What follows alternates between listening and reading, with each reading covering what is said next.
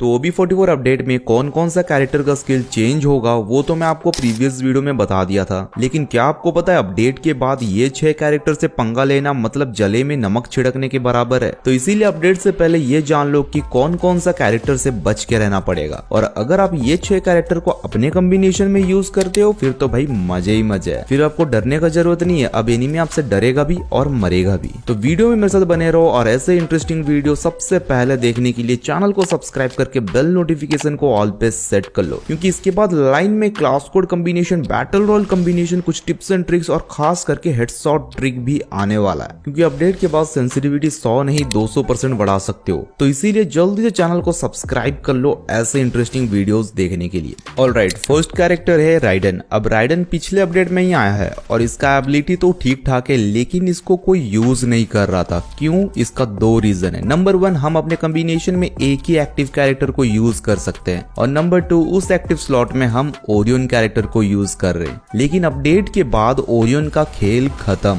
और ऊपर से राइडन कैरेक्टर का स्किल को और ज्यादा इंप्रूव किया जा रहा है। अब राइडन का स्पाइडर 60 सेकंड तक रहेगा, और अगर स्पाइडर किसी एनिमी के ऊपर चिपक जाता है फिर तो एनिमी का मरना कंफर्म है, क्योंकि ये जो स्पाइडर है ये 5 सेकंड में अपना 100% काम कर देता है। 5 सेकंड के लिए एनिमी का 80% मूवमेंट स्पीड रिड्यूस करता है, और ऊपर से 5 सेकंड में टारगेट एनिमी का 50 HP खा जाता है। फिर आप धीरे से जाके एनिमी को एलिमिनेट कर सकते हो, क्योंकि वो 5 सेकंड तक बिल्कुल भी हिल डुल नहीं पाएगा। तो आफ्टर अपडेट राइडन से थोड़ा बच के रहियो। अगर एक बार उसका स्पाइडर के कब्जे में आ जाओगे फिर तो एलिमिनेट होना कंफर्म है। तो अगर राइडन से बचना है देन इस कैरेक्टर को यूज कर सकते हो अपने कॉम्बिनेशन में। मैं बात कर रहा हूँ हमारे सेकंड कैरेक्टर जोसेफ का, जो आपको राइडन का स्किल से बचाएगा। फ्री फायर में ये एक लौता कैरेक्टर है जो 3-4 एक्टिव कैरेक्टर और 4-5 पैसिव कैरेक्टर का हालत खराब करके रखा है, और उसमें राइडन कैरेक्टर भी आता है। तो जोसेफ के सामने राइडन कैरेक्टर का होना या ना होना बराबर है, क्योंकि जोसेफ जितना भी स्किल साइलेंट और स्लो डाउन करने वाला कैरेक्टर जैसे कि हुमर, A124, राइडन, इन सब का एबिलिटी को यूजलेस कर देता है। बस इतना में स्किल खत्म नहीं होता है, कुछ मार्किंग शो करने वाला कैरेक्टर जैसे कि मोको, सीरू, ओतो, इनका भी स्किल जोसेफ के सामने काम नहीं करता है। लेकिन अपडेट के बाद जोसेफ से खतरा और ज्यादा बढ़ जाएगा, क्योंकि अभी जोसेफ मात्र 45 सेकंड में कूल डाउन हो जाएगा, और जोसेफ एक पैसिव स्किल कैरेक्टर है तो उसको यूज करने का जरूरत नहीं है, वो ऑटोमेटिक यूज हो जाएगा। देन नेक्स्ट के कैरेक्टर। देखो इसका स्किल में कुछ चेंजेस तो नहीं हुआ है, फिर भी इसका पावर पहले से 2 गुना बढ़ गया है। कैसे बताता हूँ। इसके लिए हम फोर्थ कैरेक्टर को यूज करेंगे। एक न्यू कैरेक्टर है काइरोस।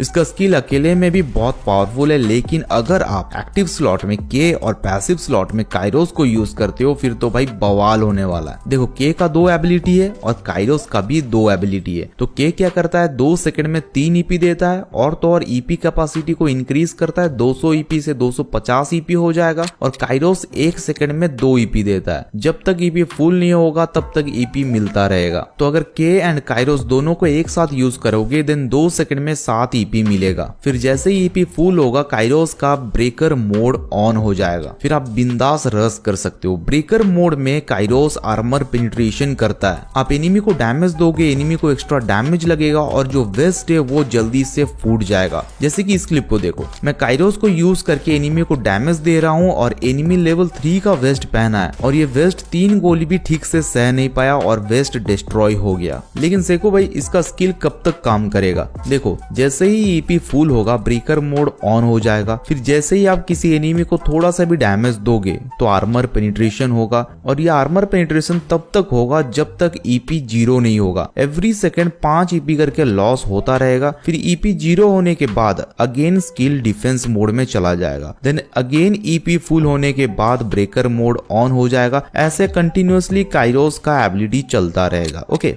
तो के कैरेक्टर के साथ अगर हम काइरोस को यूज करेंगे देन ईपी जल्दी से फुल हो जाएगा, और जितना जल्दी ईपी फुल होगा उतना जल्दी हम के और काइरोस दोनों का स्किल का पूरा बेनिफिट उठा सकते हैं। ठीक है। देन फिफ्थ कैरेक्टर है सेंटिनो। अब अपडेट के बाद सेंटिनो का मैनिक्विन 15 सेकंड तक ट्रैवल करेगा, मतलब आप बहुत दूर तक टेलीपोर्ट हो सकते हो, और एक बार नहीं 2 बार टेलीपोर्ट हो सकते हो। कुछ इस तरह से, पहले तो मैं मैनिक्विन को छोड़ा, फिर एक बार स्किल को क्लिक करके अपना पोजीशन को स्विच किया मैनिक्विन के साथ। अगेन में स्किल को जैसे ही यूज किया जहां पहले था वहां वापस आ गया। तो ये एक कंफ्यूज करने वाला कैरेक्टर है। ओपोनेंट को पता नहीं चलेगा कब किधर से उसके ऊपर रस हो रहा है। और अपडेट के बाद सेंटिनो का स्किल 15 सेकंड फास्ट कूलडाउन होगा। एक बार यूज करने के बाद 60 सेकंड वेट करना पड़ेगा दोबारा यूज करने के लिए। और अगर कोई एनिमी सेंटिनो का मैनिक्विन को डिस्ट्रॉय कर देता है फिर तो भाई उसका बचना मुश्किल है, क्योंकि उसके ऊपर टैग शो करेगा 5 सेकंड तक। एंड लास्ट एक पैसिव कैरेक्टर है जिसको बहुत कम प्लेयर यूज करते हैं, निकिता कैरेक्टर। अगर आप स्नाइपर यूजर हो देन निकिता को अपने कॉम्बिनेशन में जरूर यूज करो, क्योंकि स्नाइपर रिलोड होने में बहुत ज्यादा वक्त लेता है, लेकिन निकिता के मदद से अब आप 30% स्पीड से रिलोड कर सकते हो। एक और स्किल है निकिता कैरेक्टर का, जिस एनिमी को आप डैमेज दे रहे हो अगर वो बंदा मेडिकेट या कुछ भी हीलिंग चीज को यूज करता है तो उसका हीलिंग इफेक्ट 30% रिड्यूस हो जाएगा। तो अपडेट के बाद निकिता का भी पावर इंक्रीज होगा। गाइस एक क्वेश्चन है, आफ्टर अपडेट ओरियन का स्किल तो पूरा बर्बाद हो जाएगा और तासुआ का भी स्किल कूलडाउन टाइमिंग को इंक्रीज कर दिया जा रहा है। तो अब आप कौन सा एक्टिव कैरेक्टर को यूज करोगे अपने कॉम्बिनेशन में, कमेंट में जरूर बताना।